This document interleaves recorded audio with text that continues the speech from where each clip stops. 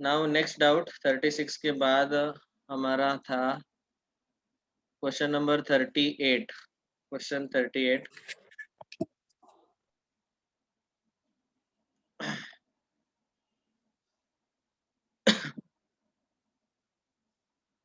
Question 38. This is actually distributive property.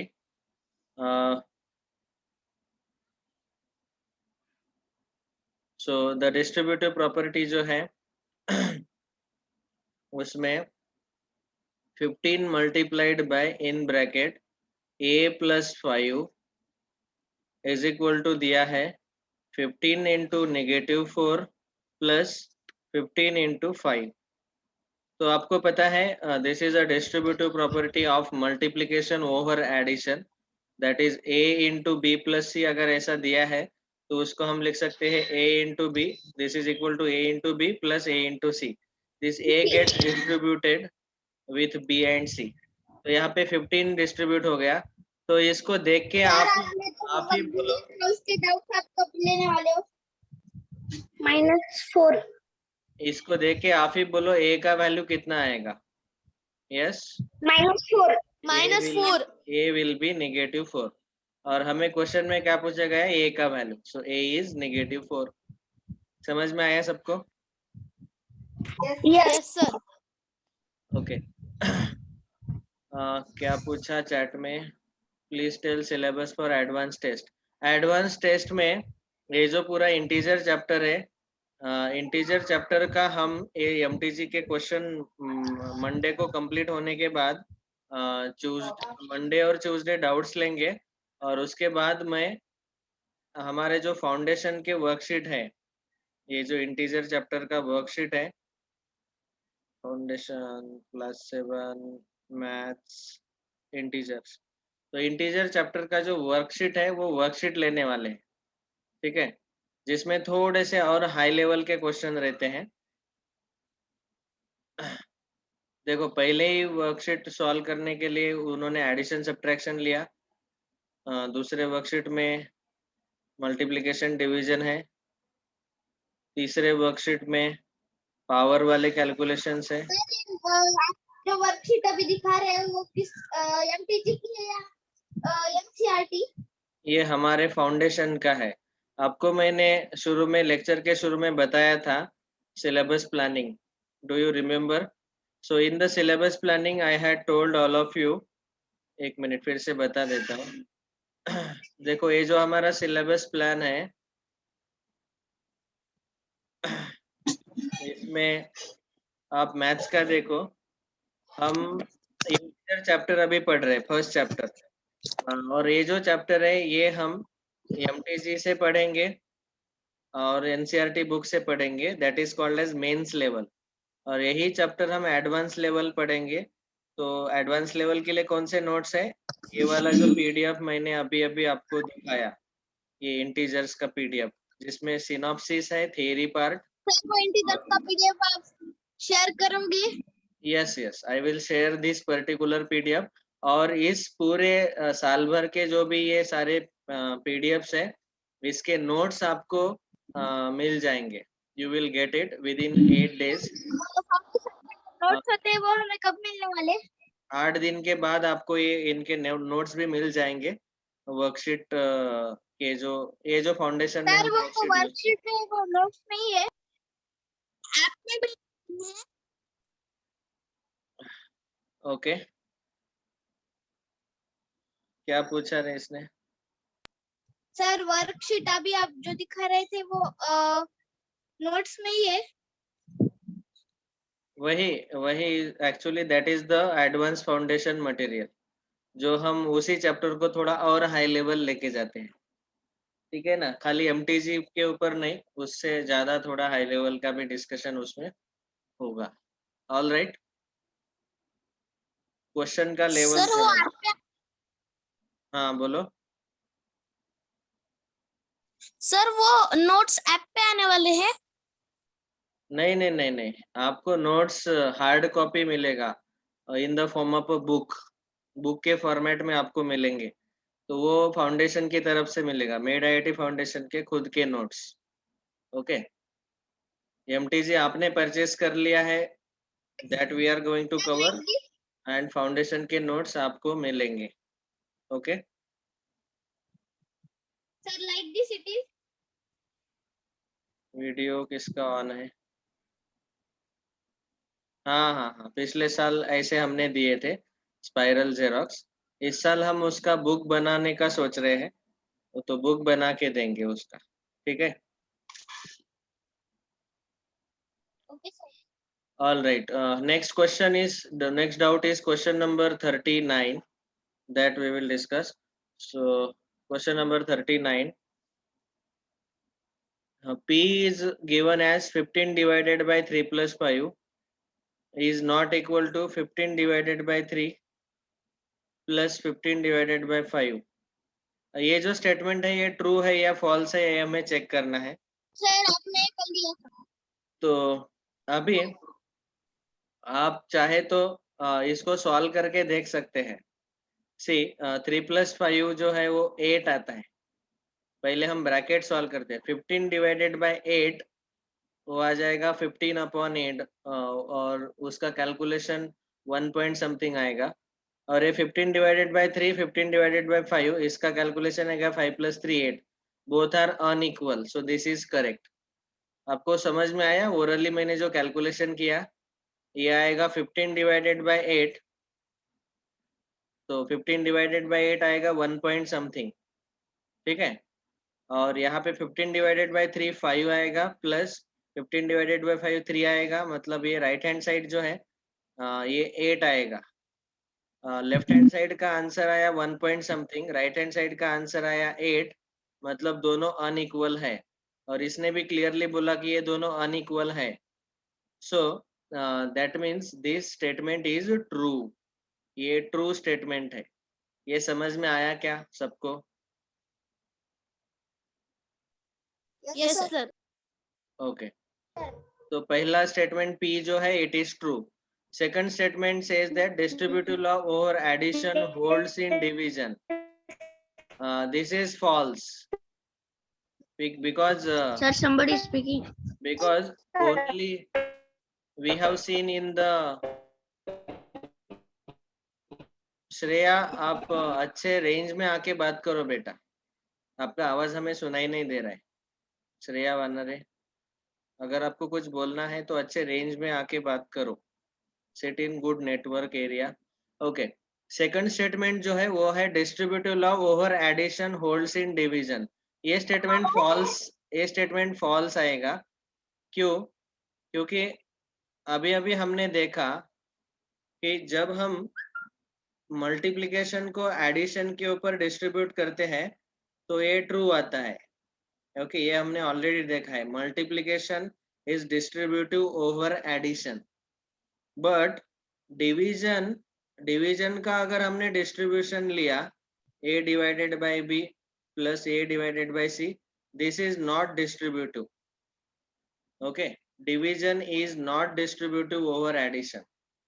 तो पहला statement true है क्योंकि ये अनइक्वल दिखाया है, लेकिन सेकंड स्टेटमेंट में उन्होंने बोला कि distributive law over addition holds in division, लेकिन वो डिवीजन डिस्ट्रीब्यूटिव कभी भी नहीं आता. मतलब ये दोनों साइड इक्वल कभी आते ही नहीं. So that means this statement is false. ये बोल रहा है कि होल्ड्स मतलब ट्रू आना चाहिए, ये इक्वल आना चाहिए, ऐसा बोल रहा है. ये इक्वल कभी भी नहीं आ सकता, अनइक्वल ही आता है. तो पहला स्टेटमेंट ट्रू है और दूसरा स्टेटमेंट फॉल्स है. तो P जो है वो ट्रू है और Q फॉल्स है. तो P is true and Q is false. Option B is correct. समझ में आया सबको? Yes sir. Yes sir. तो प्लीज रिमेम्बर कि ये जो डिस्ट्रीब्यूटिव Yes, sir. प्रॉपर्टी है, distributive property is available only for these two cases. Multiplication is distributive over addition and multiplication is distributive over subtraction. ये दोनों केस में ये equal sign आता है, लेकिन डिवीजन के केस में ये पॉसिबल नहीं है. It is not possible in case of division. So division is not distributive. Please remember that. Only multiplication is distributive. Next. अगला डाउट, क्वेश्चन नंबर 39 हो गया। अभी नेक्स्ट क्वेश्चन 44।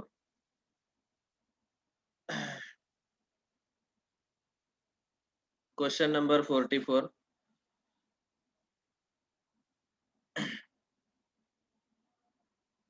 ओके, हमें पूछा गया कि ये एट द रेट का जो सिंबल है वहां पे कौन सा सिंबल आएगा, ग्रेटर देन आएगा कि लेस देन आएगा कि इक्वल टू आएगा, या फिर option D can not be determine, या फिर आप उसके बारे में ये नहीं आता बता है। सकते।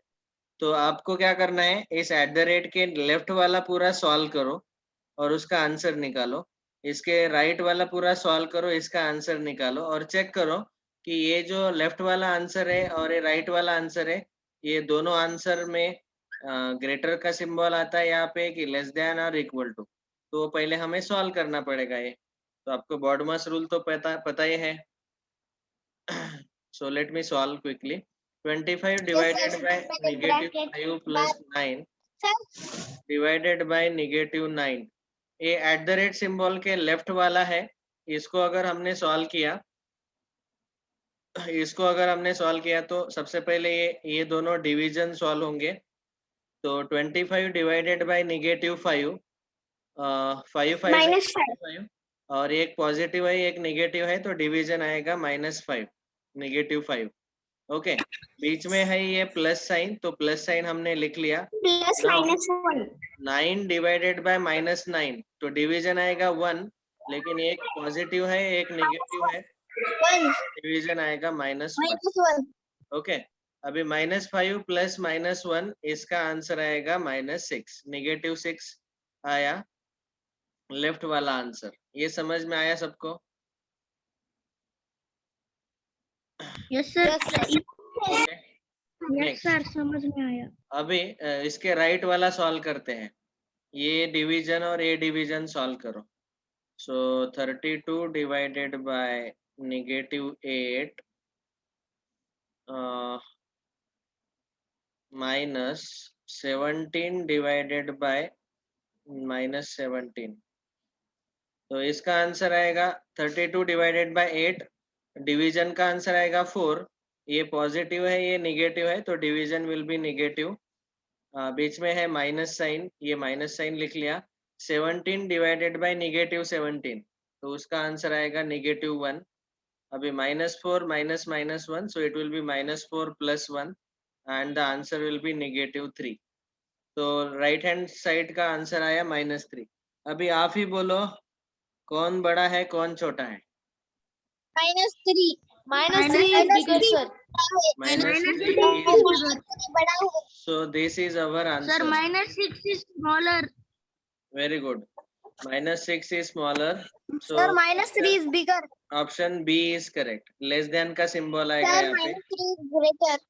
-3 is greater and -6 is smaller, तो ये लेस देन वाला सिंबल आएगा। So option B is correct.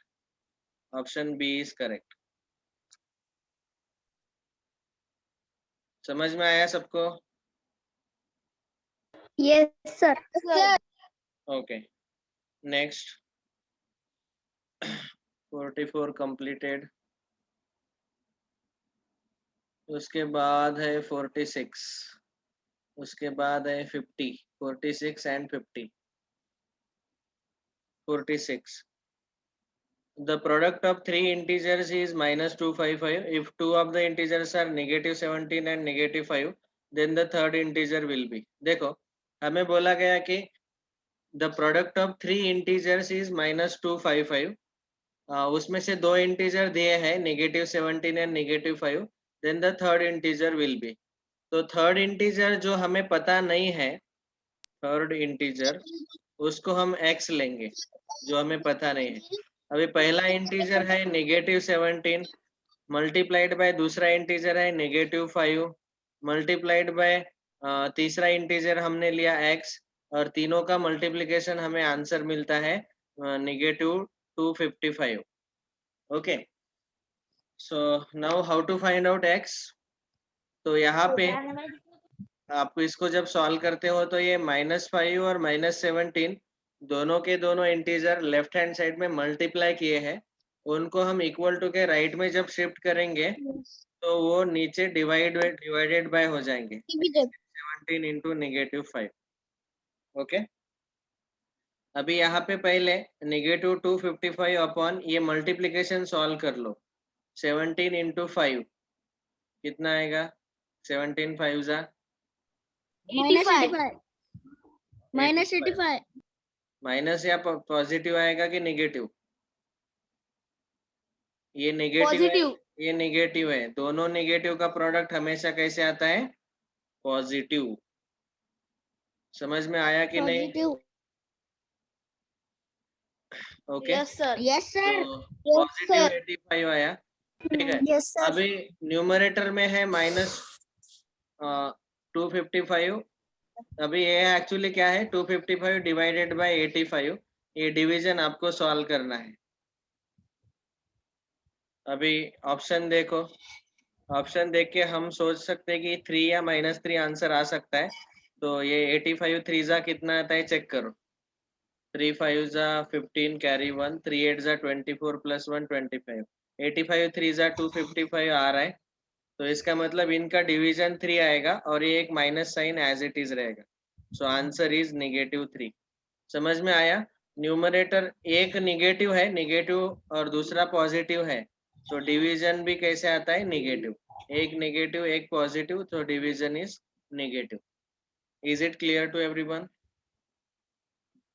Yes sir ये यस सर ये इक्वेशन सॉल्विंग आपको अगर नहीं समझ में आया तो इक्वेशन का चैप्टर हम पढ़ने वाले हैं डिटेल में.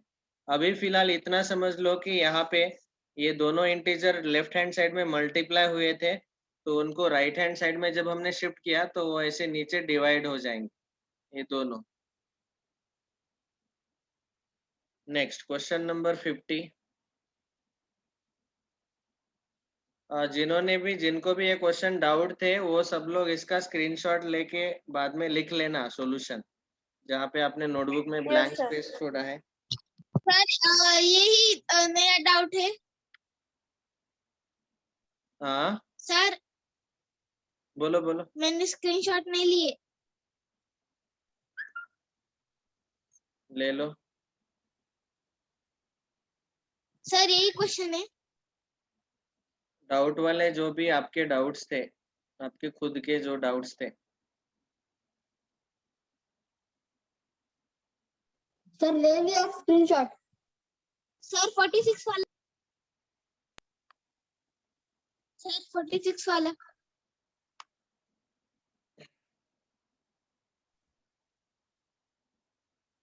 Next question number 50. Simplify 20 minus inside square bracket, ये सब कुछ दिया हुआ है. This is BODMAS rule question. इसको हमें सिंप्लीफाई करना है. किसी ने तो पूछा कि सर मुझे बार वाले कैलकुलेशन नहीं जमते, हाउ टू सॉल्व बार, सानवी ने पूछा.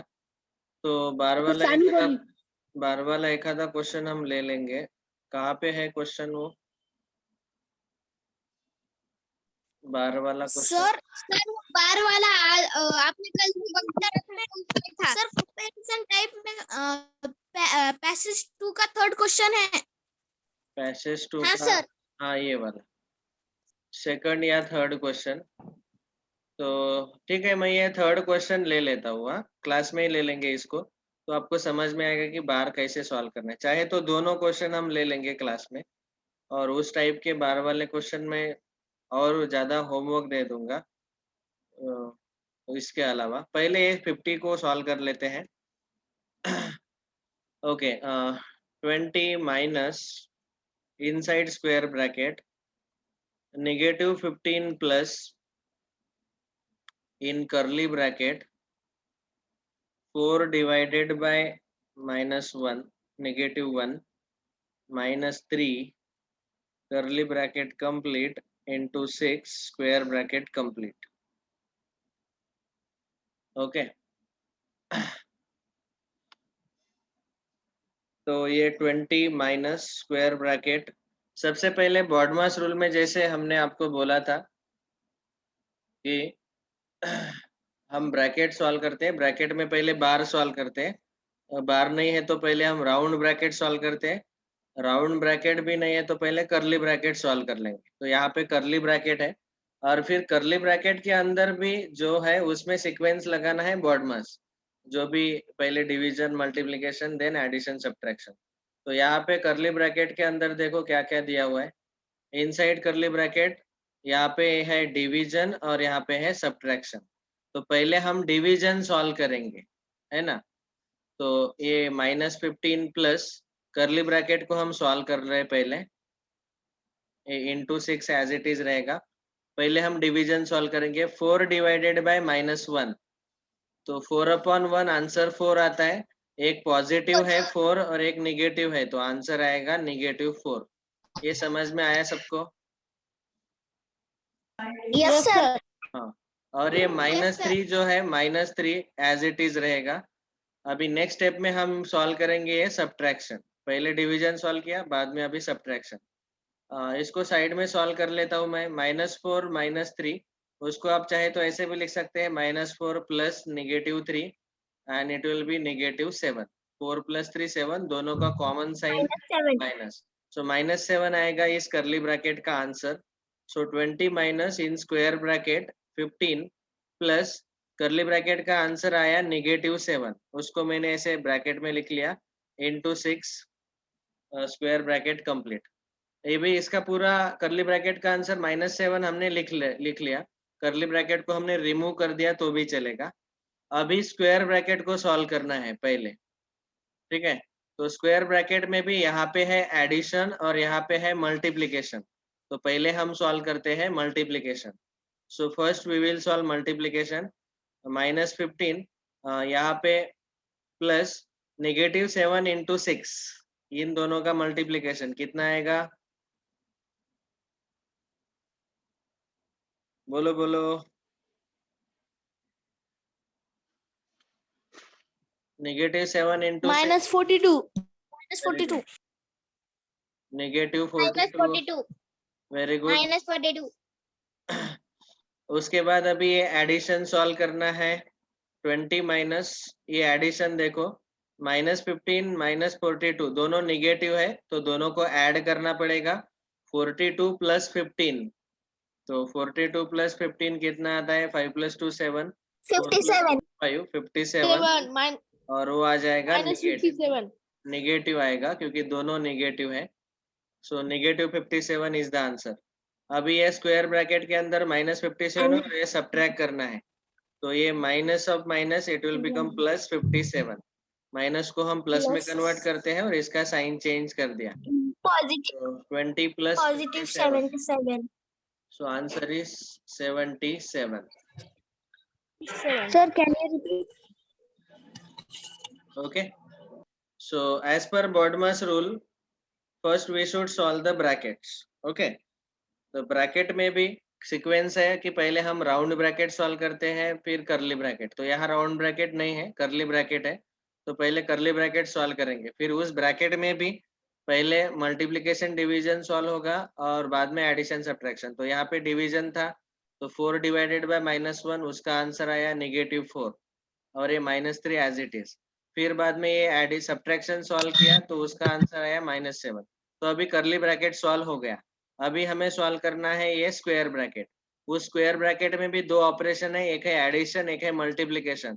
तो पहले मल्टीप्लिकेशन सॉल्व करेंगे, तो -7 इंटू 6 वो आ जाएगा -42 आज द आंसर। फिर एडिशन सॉल्व करेंगे, -57 आंसर आएगा। और अभी ये सब्ट्रैक्शन सॉल्व होगा, 20 माइनस -57, तो वो आ जाएगा 20 plus +57, that is 77। Is it clear? Yes sir yes sir हाँ सर ठीक है। नेक्स्ट स्क्रीनशॉट ले लो, बाद में लिख लेना। टुक सर और सारे लोग खाली स्क्रीनशॉट जो ये मत करो, मोबाइल स्क्रीनशॉट से मत भरो, वो सब कुछ नोटबुक में लिखना है और मुझे फोटोग्राफ निकाल के भेजो, होमवर्क। ओके सर जिसने भी होमवर्क नहीं भेजा, मंडे को मैं आपको क्लास में एंट्री नहीं दूंगा, आपको क्लास से रिमूव कर दूंगा। ठीक है, पैसेज 2 में ये 12 वाले दोनों क्वेश्चन हम सॉल्व कर लेते हैं। पैसेज 2 अभी बाकी के जो भी डाउट्स है लेवल 2 के आगे, ये सारे क्वेश्चन आप आज और कल सॉल्व कर लो। मंडे को हम डाउट्स डिस्कस करेंगे, Monday evening. So till then you try to solve all the questions if there are any doubts. देखो ज्यादा टेंशन नहीं लेने का, एक क्वेश्चन को ज्यादा से ज्यादा 2 या 3 मिनट तक ट्राई करने का। लिख के देखो, सॉल्व करके देखो, अगर आता है तो ठीक, अगर नहीं आता है तो सीधा मुझे डाउट पूछ लेना मंडे को। Okay, don't take much tension कि मुझे इतना ये नहीं आया वो नहीं आया, ऐसे मत करो। और जो क्वेश्चन नहीं आता है उसके लिए थोड़ा जगह छोड़ दो नोटबुक में। फिर अभी हम जब ऐसे सॉल्यूशन डिस्कस कर लेते हैं तो आप इसका सॉल्यूशन लिख लेना बाद में। ओके, पैसेज 2 का सेकंड और थर्ड क्वेश्चन हम सॉल्व करेंगे, क्योंकि उसमें बार वाले कैलकुलेशन है। जनरली आपको आदत नहीं रहता है, ये बार वाले कैलकुलेशन हमारे सीबीएसई या बोर्ड के बुक में नहीं दिए रहते, तो इनको हम अभी सॉल्व करेंगे। देखो, ये क्वेश्चन है 23 minus in square bracket 23 minus in curly bracket 23 minus in round bracket 23 minus 23 इसके ऊपर बार है, और curly round bracket complete, curly bracket complete, square bracket complete. Okay. इसको ऐसे पढ़ते आना चाहिए पहले, तो फिर हम सॉल्व कर पाएंगे। अभी देखो, सबसे पहले हम बॉडमास रूल में बार सॉल्व करते हैं, उसके बाद राउंड ब्रैकेट सॉल्व करते हैं, उसके बाद कर्ली ब्रैकेट सॉल्व करते हैं, उसके बाद स्क्वायर ब्रैकेट सॉल्व करते हैं। तो इसी सीक्वेंस में हमें सॉल्व करना है, नंबर 1, नंबर 2, नंबर 3, नंबर 4, ये सीक्वेंस है। तो सबसे पहले बार को सॉल्व करना है। तो ये माइनस साइन को भूल जाओ, अभी यहाँ पे बार के नीचे दिया हुआ है 23 माइनस 23, तो उसका आंसर आएगा 0। जिसके ऊपर उसी को सॉल्व करना है। तो ये 23 माइनस 23, उसका आंसर आएगा 0। ठीक है, so I am writing like this, 23 minus square bracket bar bracket के नीचे माइनस राउंड जो ब्रैकेट ऑपरेशन 23 हमने दिया है माइनस वही 0। सॉल्व करना है। उसमें सर उसमें ये साइन कंसीडर नहीं करना, ये माइनस साइन, क्योंकि उस माइनस साइन के ऊपर बार नहीं है, बार खाली 23 माइनस 23 के ऊपर है। तो इसीलिए ये दोनों का सब्ट्रैक्शन आएगा, जो कि आएगा 0। ठीक है, round bracket complete, curly bracket complete, square bracket complete. ये समझ में आया क्या सबको? Yes sir. नहीं तो बहुत Yes, सारे sir. लोग इसको ऐसा लिखते हैं, Yes, sir. -23, -23, -46, that is wrong. ये इसका आंसर -46 नहीं आएगा, क्योंकि बार खाली 23 माइनस 23 के सर के ऊपर है। तो जिनके सर के ऊपर है उनके ऊपर ही Okay. आशीर्वाद, उनके ऊपर ही आशीर्वाद डालो। 23 minus 23 0। Okay, so now next will be 23 minus square bracket 23 minus curly bracket 23 minus, इस राउंड ब्रैकेट का आंसर 23 माइनस 0 23 आएगा, और राउंड ब्रैकेट को अभी हटा दो क्योंकि उसका आंसर Okay, हमारा आ गया 23। अभी कर्ली ब्रैकेट को सॉल्व करो, 23 माइनस 23, इसका भी आंसर आएगा 0। 0. तो यहाँ आएगा 23 minus 0। Square bracket, square bracket का भी आंसर आएगा 23 माइनस 0 23, और फाइनल आंसर आएगा 0. 0। खोदा 0. पहाड़, Okay. निकला चूहा। Sir, I understood how to solve bar. अभी समझ में आ गया? तो अभी ये वाला Yes, क्वेश्चन sir. आप सॉल्व कर लेना। देखो, इसको, इसका आंसर -8 -3 -11 नहीं लिखने का, इसका आंसर 8 -3 5 लिखो। -5. हाँ, यहाँ पे minus sign as it is रहेगा, और 8 -3 5 आएगा, तो यहाँ -5 आएगा। समझ में आया सबको? Sir, -5 कैसे? Yes, sir. जब हम Sir, बार 5 आएगा। जब हम बार का आंसर 8 -3 5 आएगा। ओके, और ये बाहर वाला minus sign as it is वैसे का वैसे ही रहेगा, उसको हाथ मत लगाओ। ठीक है, तो 8 माइनस 3 बाहर का आंसर +5 ही आएगा, लेकिन ये माइनस साइन उसको लगा देने के बाद वो -5 बनेगा। समझ में आया सबको? Yes sir. ओके, अभी ये सॉल्व करके बताओ कि आप सॉल्व करेंगे। Sir we will solve it. Okay, आप सॉल्व करके चेक करो। ये अभी जो हमने 23 वाला सॉल्व किया उसका आंसर आया 0, ऑप्शन ए। बार पहले दिए थे। हाँ, आपने बार पिछले वाले क्लास में लिए थे। पिछले वाले क्लास में नहीं लिए बेटा, नहीं लिए। ठीक है ना, अभी बता दिया, आपको समझ में आ गया। Now you can solve. Sir आपने बार नहीं लिए। यस, फिर से बोलो, आपका आवाज कट हो गया।